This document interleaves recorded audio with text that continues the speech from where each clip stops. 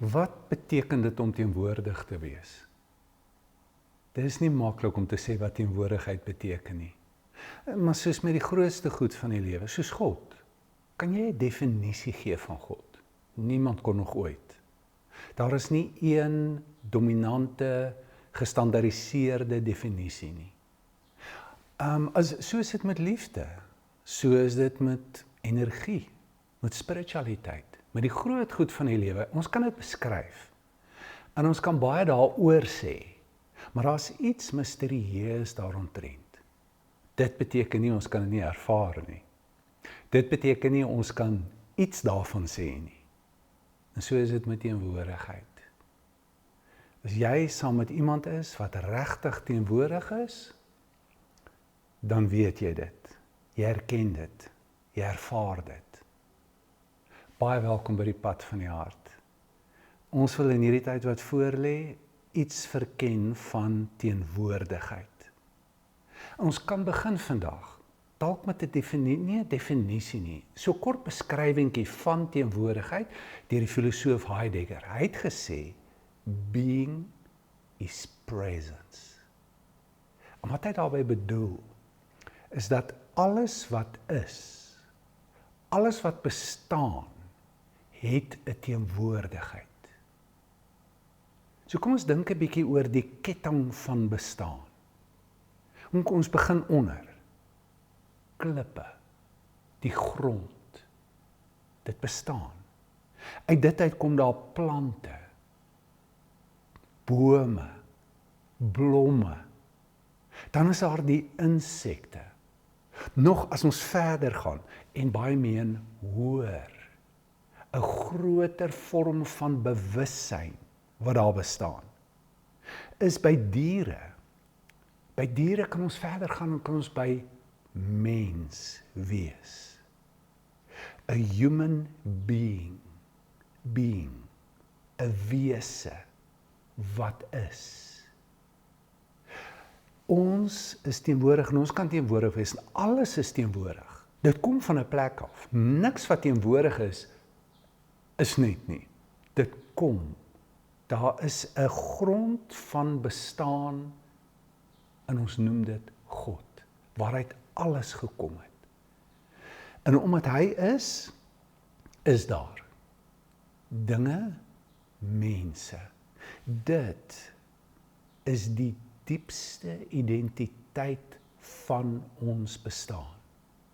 Die feit dat ons 'n wese is. Ons het 'n isheid. Ons het 'n kern. Ons noem dit jou hart. Soos wat ons praat van die hart van 'n saak, is die kern van 'n saak. Is jou hart. Paulus noem dit die verborge mens van die hart. Ons kan dit nie sien nie. Maar jy, so ek kan nou eintlik nie regtig jy, ek sien jou liggaam. Maar jy, Petrus noem dit die innerlike mens. Dit is jou being, jou isheid. Nou hier is die tragiese storie van menswees. Ons verloor kontak met ons diepste wese. Ons verwar dit. Ons het nie kontak nie, en as ons nie kontak het nie, dan probeer ons iets skep. Wie is ek? Wat is ek? En ons probeer dit kry in wat ons doen. Maar wat jy doen is nie wie jy is nie. Jou isheid is iets anderster. In die boek, Genesis, wat die boek is oor die begin, wat ons vertel waar alles vandaan kom, en alles wat is, kom uit God uit.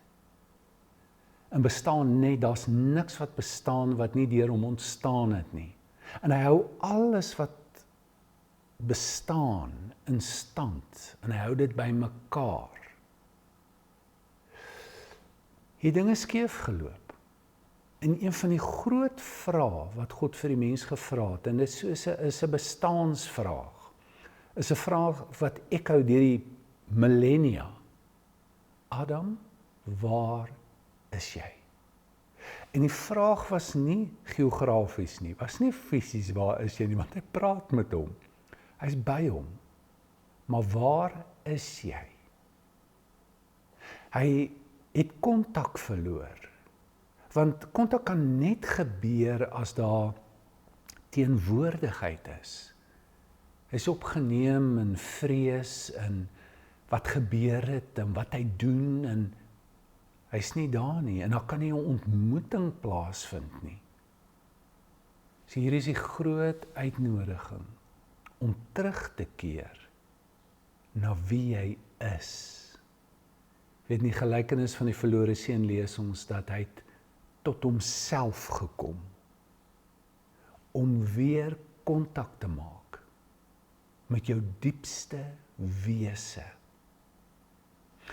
om nie opgeneem te word in jou rol, in wat jy doen, in wat ander van jou dink, in wat jy het nie, maar jou diepste identiteit te vind, in jou isheid, in jou being, waaruit al die ander aktiwiteite, denke, gevoelens, emosies kan kom,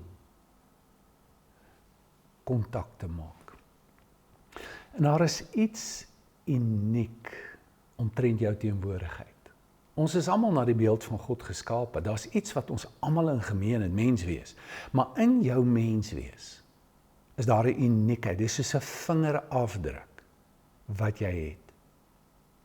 En dit is iets wat jy saam met jou dra. Dis iets wat jy in die plek inbring waar jy kom, waar jy is. Dit is iets wat jy los as jy uitgaan en as jy weggaan. En om in kontak te kom is onder andere om te onderskei wat se soort teenwoordigheid het ek? Wie is ek en wat dra ek saam met my ten diepste? Want dit lê onder jou persoonlikheid. Dit lê onder jou karaktereienskappe. Dis dieper as jou gemoed waarmee jy leef. Dit is jou essensie. As jy kontak maak, kan jy agterkom ook, maar wat is dit wat ek saam met my dra? In 'n gesprek met 'n goeie vriend van my, praat ons hieroor. En hy noem en hy sê, en ek vra hom, wat dink jy is jou essensie? En hy sê, ek dink, en hy's Engels, hy sê, to be a companion. Hy sê, ek vind myself die heeltyd saam met ander, op die pad, op hulle reis. En toe hy dit sê, toe dink ek, dit is presies hoe ek jou beleef. Dit is 'n goeie beskrywing van wie jy is. Kan jy iets agterkom van ek is in my diepste essensie?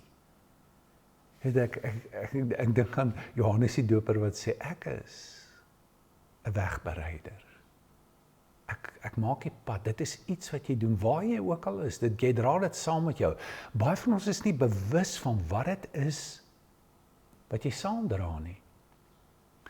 Jare terug, dekades terug, het 'n terapeut vir my 'n groot geskenk gegee. Toe sy vir my 'n kort oefeningkie voorgestel het, wat ek kan doen elke keer as ek met mense gepraat het, of saam met hulle was, net vir 'n oomblik reflekteer oor die ontmoeting. Wat los hierdie persoon by my?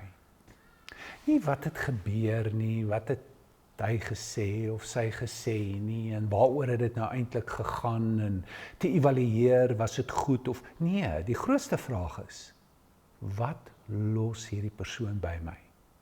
Dis 'n eenvoudige oefening, maar dit is 'n oefening wat met tyd jou baie kan help om agter te kom. Nie net wat is die werklike teenwoordigheid van 'n ander persoon nie, maar ook wat is my teenwoordigheid? Hoe teenwoordig is ek in hierdie ontmoeting? Nou, om teenwoordigheid te beleef, jou eie teenwoordigheid te beleef, is 'n aangepaste bewussynsstoestand. Is 'n altered state of consciousness. Dis wat Benner sê. Wat dit beteken is dat dit is nie die gewone bewussyn, algemene bewussyn waarmee 'n mens leef nie. Jy kan so opgeneem word met goed, dat jy totaal onbewus raak van iets anders. Jy kan so besig wees in jou kop, dat dit is meer normaal. Maar soos wat slaap 'n aangepaste bewussyinstoestand is, jy het nie totaal jou bewussyn verloor as jy slaap nie, jy droom byvoorbeeld. En dit is 'n aangepaste bewussynstoestand. Dit is nie algemeen nie. Maar dis moontlik. En dis baie belangrik. Want Adam, waar is jy? As jy nie teenwoordig is nie, kan jy nie ontmoet nie. Kan daar nie omgang plaasvind nie. Dan is dit skyn, dit is nie werklik nie. Jy leef nie jou lewe nie. So hier is 'n uitnodiging om te wees. Net saam met jouself. Wat beteken dit? Dit beteken nie om te dink oor jouself nie.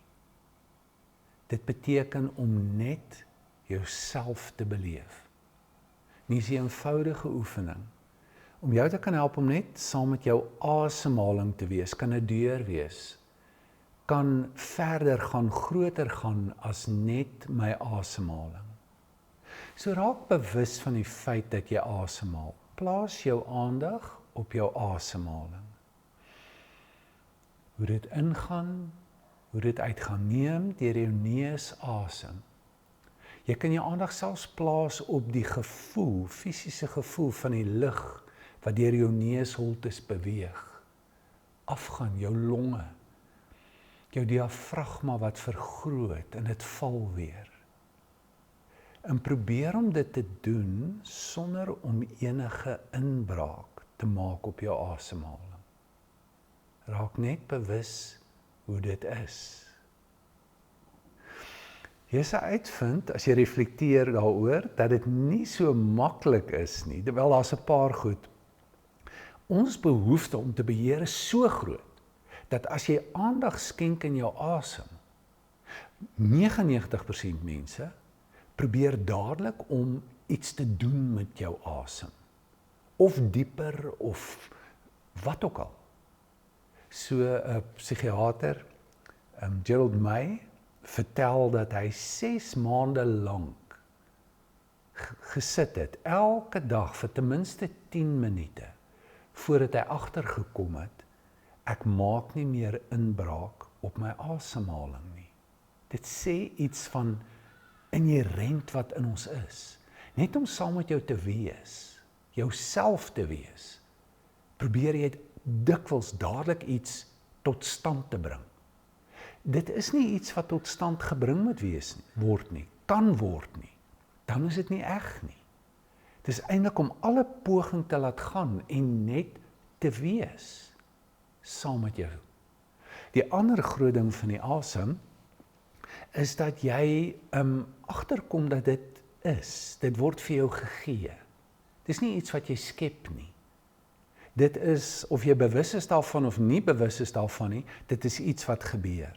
So is dit ook met jou teenwoordigheid.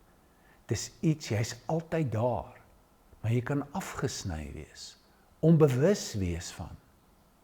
Asemhaling kan jou help. Want jy gaan ook agterkom dat wanneer jy begin asemhaal vir 'n rukkie, dat jou gedagtes begin te dwaal. Al wat jy kan doen is om net weer terug te keer na jou asemhaling toe. En moenie te hard probeer en te lank probeer om dit te doen nie. Is begin 5 minute as jy kan. Brei dit dan bietjie uit, as hoe meer gemaklik jy daarmee raak. Dit help jou om bewus te raak daarvan, om saam met iets te wees van wie jy is, van wat jy is. En so kan jou bewussyn groei. En jy lewe met 'n groter bewussyn van ek is. Die ek wat dink, die ek wat voel, die ek wat nou hier is. Want jy's nou in 'n bepaalde ruimte, 'n plek, sit op 'n stoel, in jou lyf, jou asem. Dis alles wat is, en jy is in dit. Dis 'n wonderlike reis om op te gaan, en ons verken dit verder. Wat met jou gebeur? Hoekom dit so belangrik is? En hoe die wêreld in jou lewe totaal anders kan wees. As jou hart vind, en as jy uit jou hart uit begin te leef. Indien jy meer wil uitvind omtrent die pad van die hart, is jy baie welkom na die webtuiste toe te gaan, johangeyser.co.za. En indien jy dalk wil hande vat, en met my in verbinding tree, is jy baie welkom om 'n boodskap te doen.